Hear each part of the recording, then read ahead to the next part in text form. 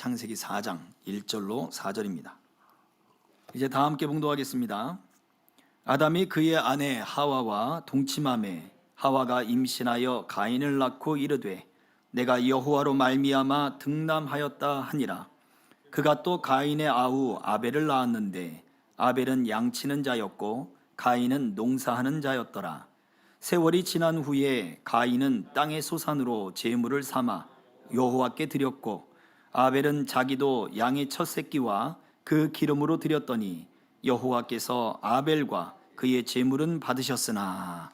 아멘. 성경의 사람들, 오늘은 네 번째 시간, 아벨에 대한 말씀입니다. 아벨은 바로 예배의 사람입니다. 그의 생애에서 특징 지을 수 있는 것은 오직 예배밖에 없습니다. 그래서 이 아벨이라고 하는 이 이름의 뜻을 보면 참 허무합니다. 왜냐하면 아벨이라고 하는 뜻이 공허하다, 허무하다 이런 뜻을 갖고 있네요. 그리고 또 숨이다 라고 하는 뜻도 갖고 있어요. 물론 하나님의 숨은 생기가 일어나잖아요. 근데 이 숨은 실체가 없단 말이에요. 숨은 쉬지만 실체가 없으니까 공허한 것과 똑같은 거죠. 아벨의 인생에 성경에 기록된 내용은 오직 이 내용밖에 없습니다. 물론 믿음을 이야기하는 히브리서에도 그 내용이 나오고 또 예수님이 예를 들은 그 말씀 속에도 아벨이 등장해요. 그러나 아벨의 삶만 놓고 보면 참 허무하다 이런 생각이 들 수밖에 없는 것입니다. 짧은 인생 남기는 것도 없고 그렇게 갔구나 라고 생각할 수밖에 없죠. 그런데 놀라운 것은요, 가인이 있습니다. 가인 4장 1절의 말씀을 다시 한번 띄워줘 보세요. 4장 1절 같이 읽어봅니다. 시작. 아담이 그의 아내 하와와 동침하매 하와가 임신하여 가인을 낳고 이르되 내가 여호와로 말미암아 등남하였다 하니라. 여호와로 말미암아 등남하였다. 남자를 얻었다. 내 후손을 얻었다. 하나님의 약속의 생명을 얻었다. 그래서 이 가인이라고 하는 이름의 뜻에는 소유함이라고 하는 뜻을 가지고 있어요. 그 말은 단순히 그냥 얻었다는 것이 아니라 그 첫 아들이 이 아담과 그리고 하와에게 있어서 그의 인생에 정말 값지고 그의 모든 인생을 다 주어도 아깝지 않을 하나님의 약속으로 여겨졌다 이거예요. 가인을 낳을 때는 하와가 그렇게 얘기해요. 그 남자로부터 내가 등남했다. 이제 내 소유가 나로 하여금 이제 하나님의 축복이 하나님의 은총이 이 아들을 통해 생길 것이다 라고 자랑스럽게 이야기를 했는데 2절에 아벨을 낳을 때는 그냥 2절 또 읽어보세요. 그가 또 가인의 아우 아벨을 낳았는데 끝이에요. 아벨의 이름에 이유도 없고 그냥 끝이에요. 그냥 아벨을 낳았다. 아무래도 이 아벨을 낳았을 때의 그의 삶이 많은 주석가들이 그렇게 얘기를 하는 거예요. 인생의 공허함을 느낀 것이 아니겠느냐. 그래서 공허하다라고 하는 이름을 쓴 것이 아니겠느냐. 그렇게 이야기하기도 합니다.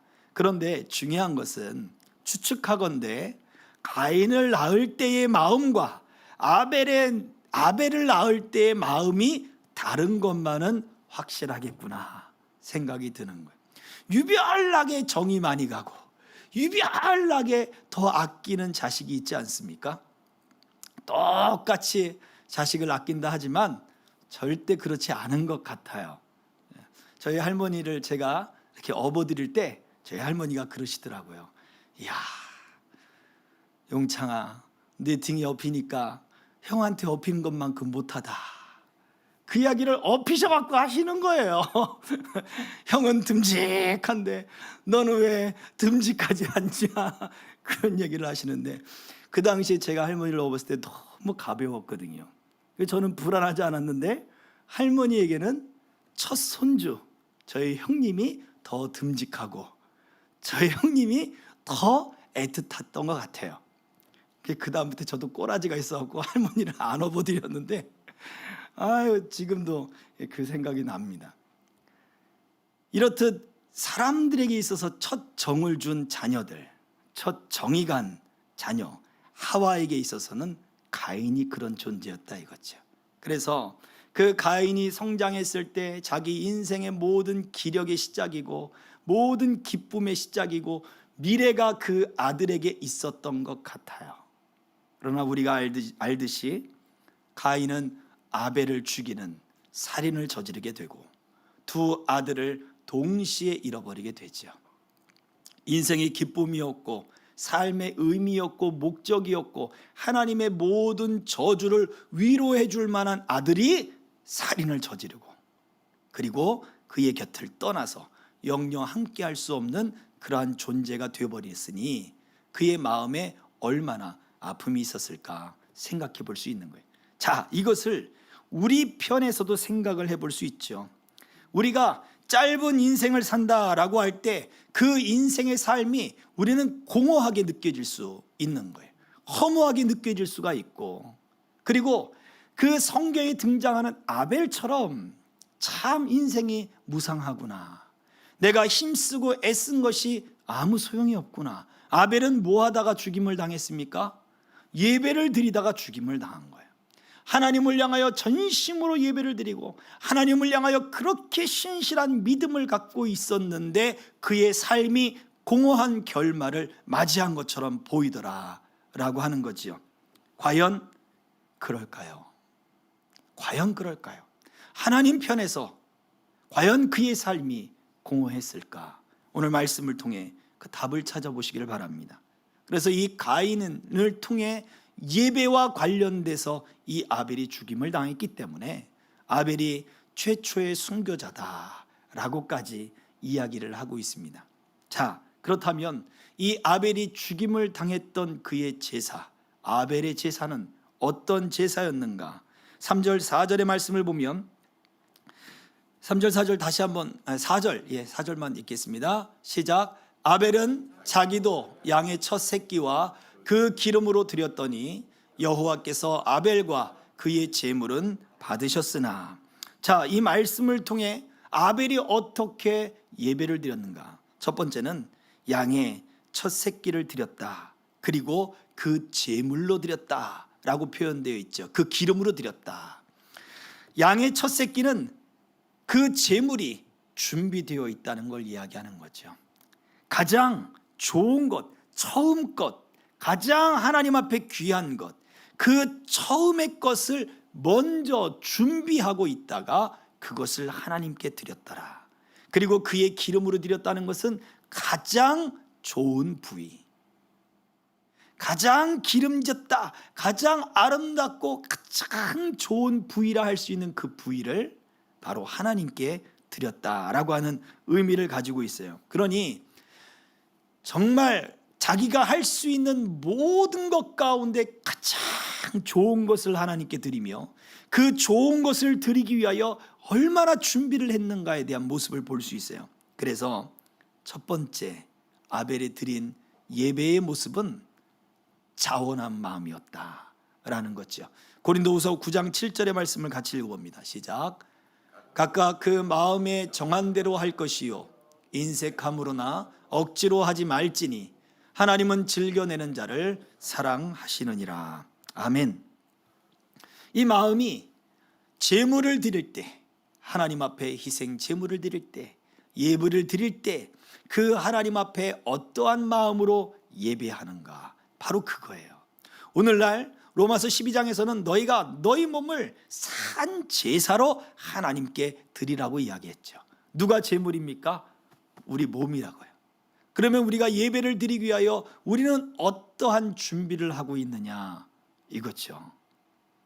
우리는 주말을 준비하고 예배를 드리기 위한 그 주말, 금요일 밤부터 토요일까지 그냥 우리 청년들 불타는 금요일, 불타는 토요일에 뜨거운 밤을 보내면 주일날 피곤해 지치는 거예요. 예배를 드릴 수가 없죠. 눈을 감으면 그냥 이상한 것들이 막 날아다니니 예배에 집중할 수가 없는 거예요. 예배를 드리기 위한 준비가 우리 몸과 우리 생각으로부터 준비되어야 될 것 아니냐라고 말해주는 거예요. 그래서 우리가 보는 것, 입는 것, 먹는 것, 우리가 느끼는 것, 만지는 것, 우리가 행하는 것에 있어서 왜 거룩함을 추구해야 되느냐 할 때 가장 좋은 것으로 하나님 앞에 드리기 위해서겠죠. 이러한 자원하는 마음이 하나님 앞에 나의 몸이 드려지고 나의 헌신이 드려질 때 하나님은 그것을 기쁘게 받으시는 거죠. 아벨의 제사처럼 그렇게 받으시는 거예요. 그래서 우리가 예배를 드린다라고 할 때 우리가 하나님 앞에 그리스도의 몸을 이뤄나가고 하나님을 찬송하는 거잖아요. 예배의 시간이 예배로 끝나는 게 아니거든요. 영어에서는 worship이라고 이야기하기도 하고 service라고 이야기해요. 그 이야기는 최고의 가치를 드리는 것이기도 하지만 하나님을 위하여 봉사하는 것이기도 하거든요. 그렇다면 예배를 드리는 때 최고의 가치를 들여서 하나님 앞에 예배를 드릴 뿐만 아니라 우리 삶에서도 하나님을 위하여 살아가는 거예요. 그게 하나님을 위한 봉사 아니겠습니까? 은혜에 보답하며 살아가는 것, 그게 하나님을 위한 서비스예요. 그게 하나님을 위한 봉사고 그것이 하나님께 드리는 삶의 예배예요. 그러니 우리가 봉사하다가 이 봉사하는 것 가운데 기쁨이 사라진다, 자원하는 마음이 사라진다, 그러면 예배에 있어서 가장 가치 있는 걸 드리지 않게 되는 거예요. 그래서 이 봉사하는 것이 노동이 되면 곤란해요. 예배하는 것이 노동이 되면 안 되는 거예요. 이 아벨은 하나님 앞에 그렇게 자원하는 마음으로 드렸습니다. 가장 기쁜 마음, 이것을 받는 사람의 마음이 어떨까? 좋아할까? 마음에 들어할까? 그분에게 꼭 필요한 것일까? 이런 생각을 하며 우리가 선물을 하듯 하나님 앞에 드리는 우리의 예배의 모습도 하나님이 내가 이렇게 예배하면 하나님이 좋아하실까? 기뻐하실까? 연락 받으실까? 하나님이 내 기도를 들으시고 내 예배를 받으실까 하는 설레임이 들어와야 되는 거죠. 그것이 좋고 기쁘고 감사해야 되는 거죠. 그래서 두 번째, 이 아벨에 드렸던 제물은 가장 가치 있는 바로 거룩한 제물이었습니다. 레위기 27장 11절 말씀 다 같이 읽습니다. 시작. 그 가축을 제사장 앞으로 끌어갈 것이요.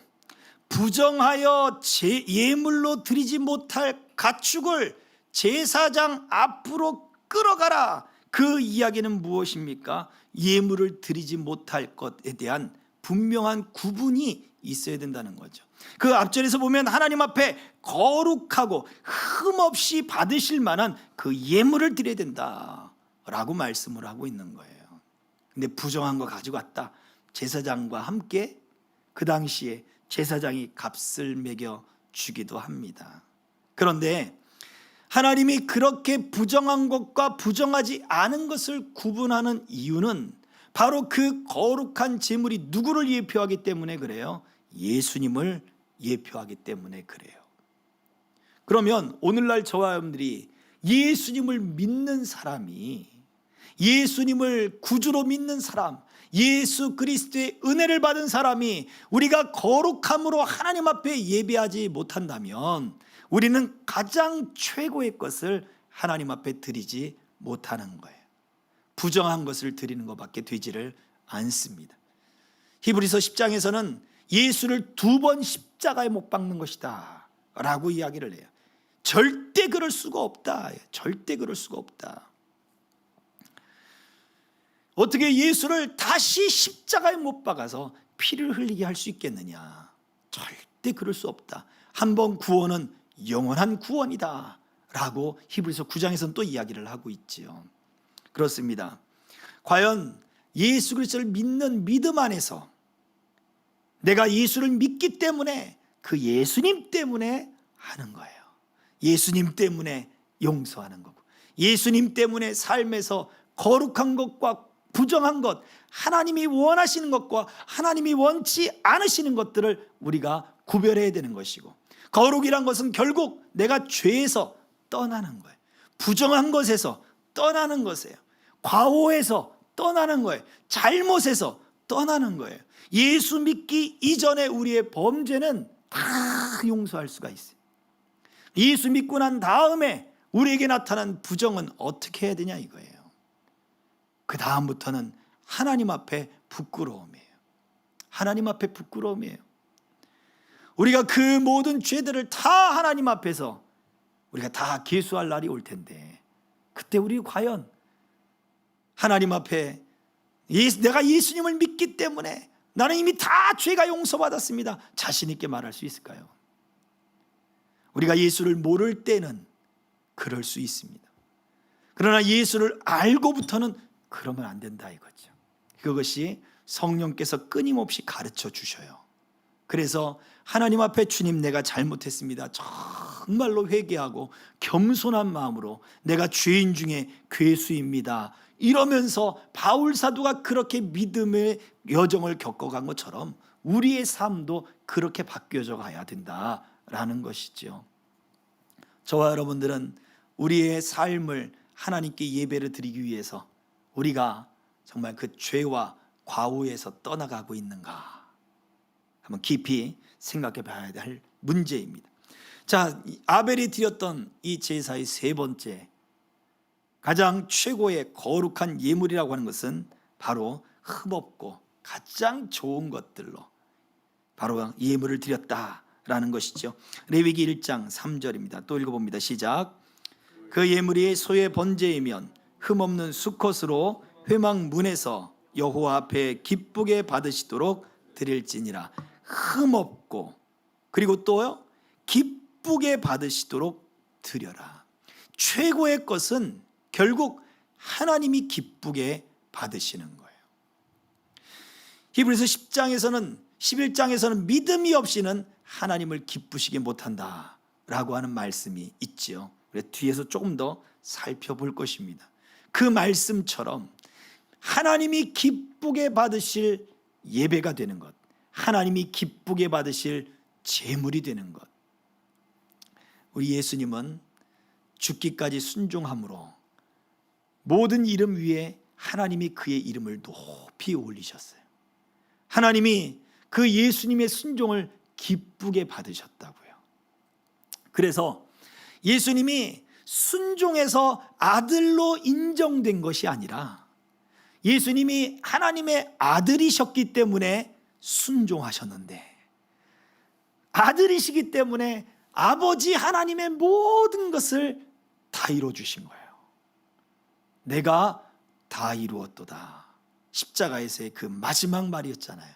그러니 하나님이 얼마나 그 예수님을 기쁘게 여기시겠느냐라고 하는 거지요.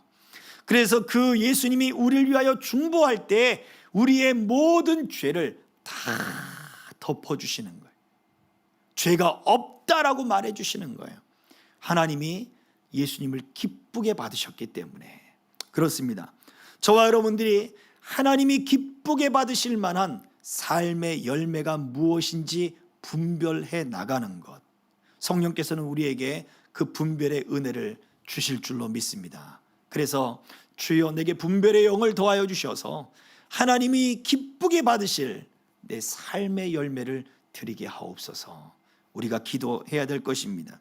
시편 104편 4절에서는 이 예물을 드리는 제사하는 자의 네 번째 모습을 이야기해 주는데, 그것은 바로 감사함의 마음이었습니다. 감사함의 마음.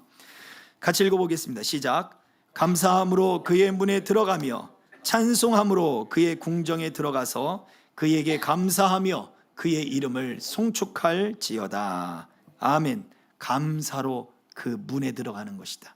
하나님의 장막에 문에 들어가는 것이다. 하나님의 성전에 문에 들어가는 것이며 하나님의 임재의 장소를 감사함으로 들어가는 것이다. 찬송하며 들어가는 것이다 라고 말씀을 해주고 있죠.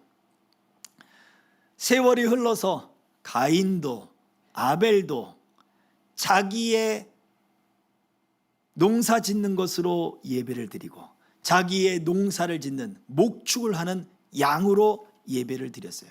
이것만 놓고 볼 때 이상할 게 전혀 없어요.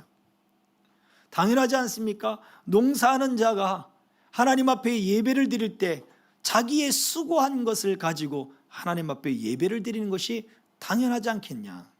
그러니 가인도 농사를 지어서 곡식의 재물을 가지고 하나님 앞에 예배하는 것이 당연할 것이다, 그렇게 생각할 수 있는 거예요. 그런데 왜 하나님이 가인의 예배는 받지 않으시고 아벨의 예배는 받으셨느냐? 결국 우리가 지난주에 살펴보았지만 가인의 삶이 선을 추구하지 않았다 이거죠. 그리고 그의 삶 안에서 농사짓는 사람이니까 자기가 할 수 있는 한도 내에서 자기의 것으로 하나님께 드린 거예요. 그런데 아벨은 그 모든 것에 가장 귀한 것, 그 생명을 바치면서까지 어린 양, 가장 첫 새끼를 하나님께 드리는, 생명을 드리는 거잖아요. 희생을 드리고 생명을 드리면서도 그 안에는 바로 이러한 믿음의 감사가 있지 않았을까라는 거예요. 그래서 아벨의 제사를 히브리서 기자 히브리서 11장 4절에서는 이렇게 기록해 놓았습니다. 같이 읽습니다. 시작. 믿음으로 아벨은 가인보다 더 나은 제사를 하나님께 드림으로 의로운 자라 하시는 증거를 얻었으니 하나님이 그 예물에 대하여 증언하심이라. 그가 죽었으나 그 믿음으로써 지금도 말하느니라. 아멘. 아벨은 가인보다 더 나은 제사를 드렸는데 그것이 무엇이었습니까? 믿음이었다 이거죠. 그것이 믿음이었다. 그러니 아벨이 하나님 앞에 가장 좋은 것을 자원하는 마음으로 최고의 그 거룩한 제물, 가장 그 첫 새끼, 그 기름, 그것을 구별하여 하나님께 드리고 최상의 것으로 하나님 앞에 준비했던 그 마음들은 결국 믿음이었다 이거예요. 가인이 준비했던, 그가 농사지었던 농산물의 그것들은 믿음이 아니었다 이거예요. 만약 믿음으로 그가 드렸다 한다면 하나님은 받으셨을 것이다.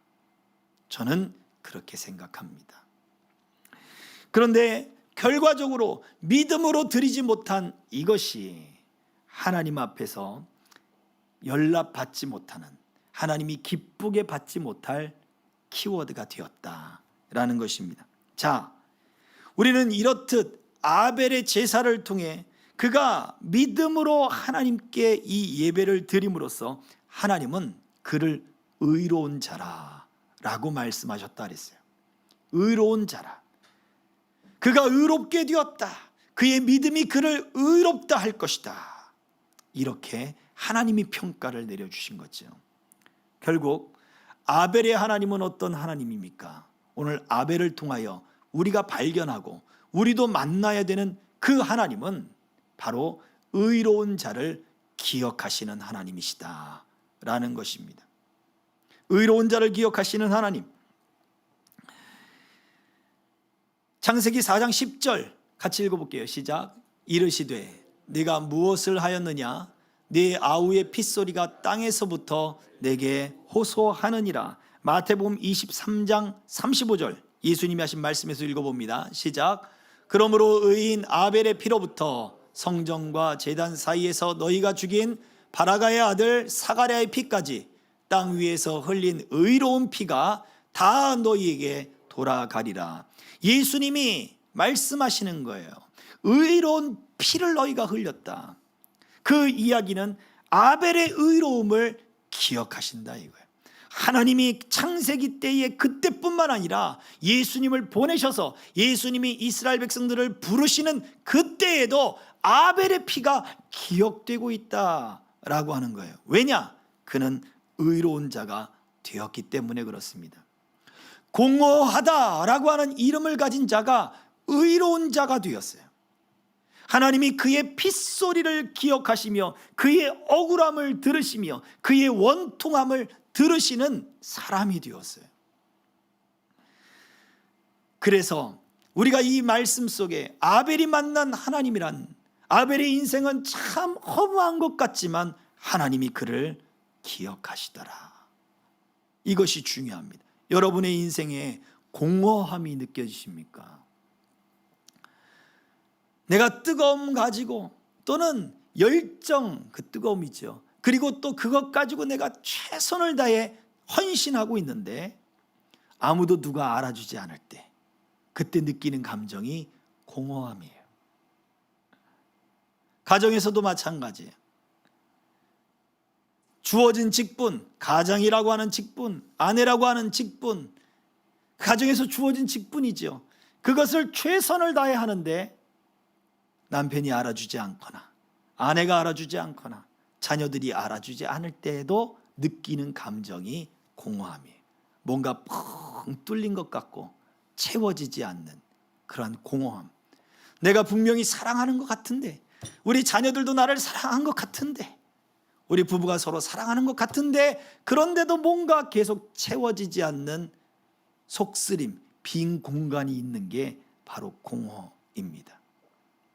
우리가 하나님을 사랑하고 하나님을 위하여 헌신할 때도 마찬가지예요.